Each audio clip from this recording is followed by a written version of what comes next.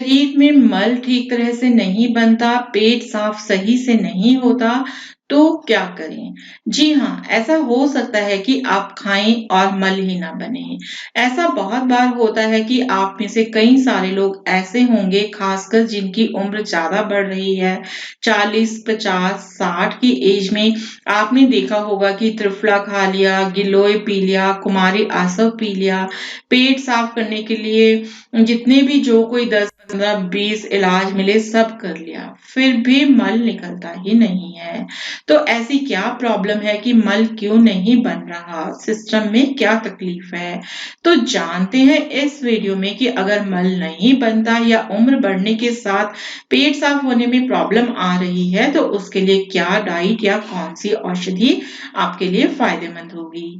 जब पेट साफ नहीं होता तो लोगों के दिमाग में एक ही चीज आती है, एरंड या फिर हरड़ या फिर त्रिफला या ऐसे पेट साफ करने वाले चूर्ण जो आजकल टीवी पर कायम चूर्ण या नित्यम या पेट सफा आदि आते हैं।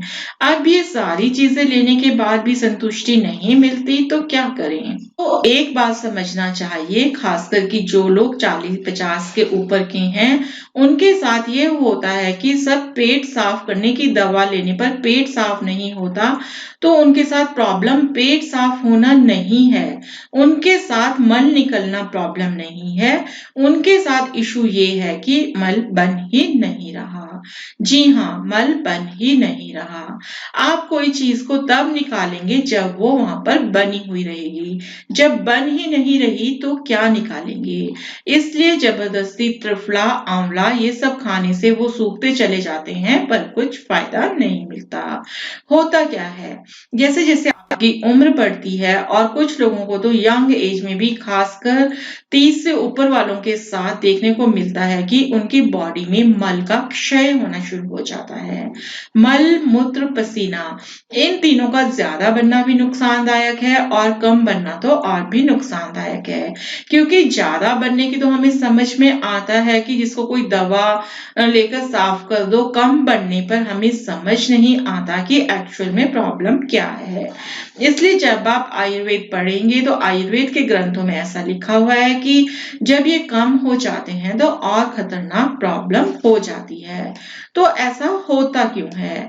जैसे जैसे उम्र बढ़ती है या जब भी वात का बहुत ज्यादा प्रकोप होने लग जाता है, खास करके जो आजकल लोग कच्चा खाओ या सूखा खाओ, केवल उबला खाओ, तेल छोड़ दो, या किसी भी बीमारी के कारण उम्र बढ़ रही है और वायु प्रकोप बहुत होती जा रही है, बहुत ज्यादा ट्रैवलिंग करते हैं, एसी में बैठे रहते हैं, किसी भी कारण से बॉडी में वायु ज्यादा बन रही है, तो वो बढ़ी हुई वायु मल का क्षय करने लग जाती है। मतलब कि जो आपको मल बनना चाहिए वो मल को बनने नहीं देती, उसकी मात्रा को एकदम ही कम कर देती है। इसके कारण आपको मल ठीक से नहीं निकलता, या कई ऐसी बीमारियां हैं जैसे कि टीबी, जिसे आयुर्वेद में राज्य यक्ष्मा कहते हैं, या जिनको लूज मोशन हो चुके होते हैं उनकी बॉडी में भी मल का क्षय हो गया होता है। और राज्य यक्ष्मा जैसी जो बीमारी है, पेशेंट को टीबी की बीमारी है, सूखता चला जा रहा है, पेशेंट सूख कर कांटा हो गया, उसकी ताकत ही उसका मल है। अगर गलती से पेट साफ के लिए त्रिफला खाएगा तो वो उठेगा नहीं, उसको बहुत ज्यादा प्रॉब्लम हो जाएगी। तो उम्र बढ़ने के साथ कई बार ऐसी कंडीशन आ जाती है कि वात का प्रकोप इतना ज्यादा हो गया होता है कि जो मल बनना चाहिए वो मल ठीक से बनता नहीं है। अब जब मल नहीं बनेगा तो निकलेगा क्या? तो उसके लिए अक्सर पानी का एनीमा लिया जाता है, तो कुछ थोड़ा मल निकल गया तो आराम हुआ, पर उनको पेट साफ करने की दवा की जरूरत नहीं है और ना ही उनको पानी का एनीमा लेने की जरूरत है। उनको जरूरत है ऐसी चीजें खाने की जिससे उनकी बॉडी में जो मल है वो सही मात्रा में बन सके। मल ज्यादा बनना भी अच्छा नहीं है लेकिन कम बनना भी अच्छा नहीं है। तो कई लोग ऐसे होते हैं जो बहुत रूखा सूखा खाते हैं, या जैसे आजकल कई लोग मिलेट्स खाते हैं। मिलेट्स ज्यादातर रुक्ष होते हैं नेचर में, जैसे कि ज्वार है, बाजरा है, तो ये सुखाने का काम करते हैं, चीजों को कम करने का काम करते हैं। तो अगर आपके साथ ऐसा हो रहा है, मल बहुत कम मात्रा में बन रहा है, तो पहले आपको मल बढ़ाने वाली चीजें डाइट में लेने की जरूरत है, ना कि पेट साफ करने वाली। इसलिए कई लोग पेट साफ की दवाइयां जिंदगी भर खाते रहते हैं पर आराम नहीं मिलता, क्योंकि कुछ निकालने के लिए अंदर कुछ होना भी चाहिए। तो क्या करें? हमें ऐसी दवा चाहिए जो पोषण दे या मल को बढ़ाने में मदद करे।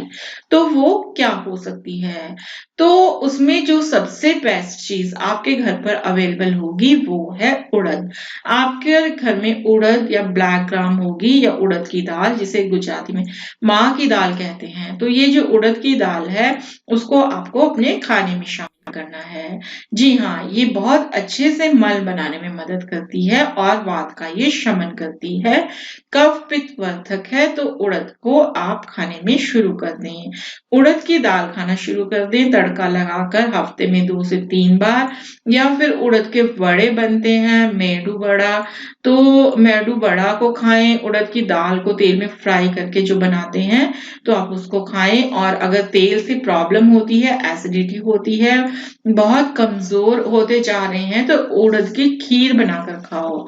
तो उड़द की खीर कैसे खा सकते हैं? इसको बनाने के लिए आपको चाहिएगा गेहूं 10 ग्राम, उड़द 10 ग्राम, चावल 10 ग्राम, जौ 10 ग्राम, 2 ग्राम पिपली पाउडर डालकर पहले घी में डालकर इसे अच्छी तरह सेक लें। घी में सेकने के बाद फिर इसमें दूध डालकर खीर बनाकर खीर खाएं।